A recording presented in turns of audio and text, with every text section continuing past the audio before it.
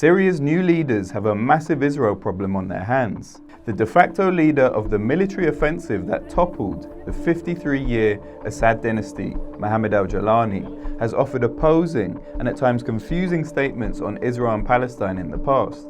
So will we get any more clarity as the Syrian civil war comes to an end, but Israel's occupation of Syrian territory continues?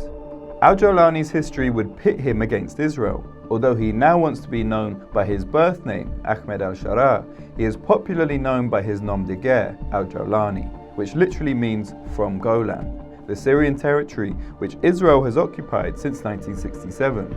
Here he is speaking to PBS a few years ago. لكن جدي يعني أبو والدي هو نزح من الجولان في سنة 67 بعد دخول الجيش الإسرائيلي الصهيوني إلى المنطقة. Al-Jolani says he was politicized by the Second Intifada in Palestine as a young man in his 20s and later joined the Mujahideen in Iraq, working alongside Daesh leader Abu Bakr al-Baghdadi before going to Syria to set up an Al-Qaeda branch there known as Al-Nusra Front. In anonymous interviews while leader of Al-Nusra, he told Al Jazeera that Shia Muslims were ideologically hostile to Israel, but also that Israel and Hezbollah had shared goals. كذلك لبنان، هل من المعقول أن يغض الطرف النظام الدولي أو اليهود عن مجاورتهم لحزب الله ويشكل عليهم خطر؟ حزب الله لا يشكل خطر على اليهود. حزب الله يعني هو يلتقي معهم في مصالح كثيرة جدا.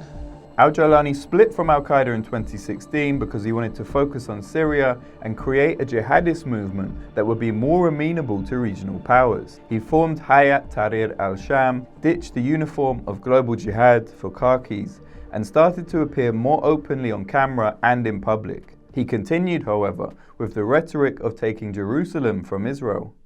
بإذن الله لا نصل فقط دمشق، بل إن القدس تنتظرنا بإذن الله تعالى. His rhetoric has softened markedly in recent years. As HTS became the leading group in the Syrian opposition, they also became a lot closer to Turkey. And with their guidance, Al-Jolani cultivated an image of a measured, politically astute and pragmatic leader. This is part of the reason that, despite Israel invading Syrian territory and launching hundreds of airstrikes since the fall of Bashar al-Assad, Al-Jolani's rhetoric towards Israel has been extremely conciliatory. In an interview with the Times of London, published on the 16th of December, he said he didn't want war with Israel and wouldn't allow Syria to be used as a launchpad to attack Israel, while also calling on Tel Aviv to respect Syria's sovereignty and adhere to international law. But the main reason for this step down in rhetoric is that Al-Jolani and Israel share regional military objectives. The HTS leader recently said his only enemies were Assad, Iran and Hezbollah.